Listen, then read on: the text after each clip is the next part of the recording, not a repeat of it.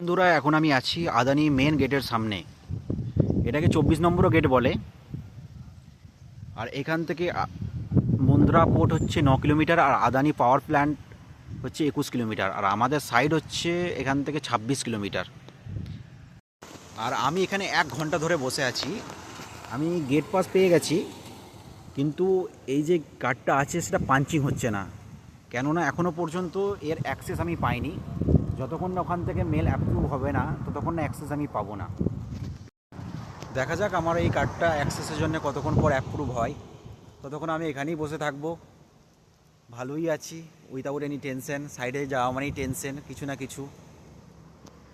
আর এখানে আমি রোদে বসে আছি, ভালোই লাগছে। এই যে কন্টিনিউ গাড়ি যাতায়াত করছে এখানে। আর এটা হচ্ছে পার্কিং বাইক।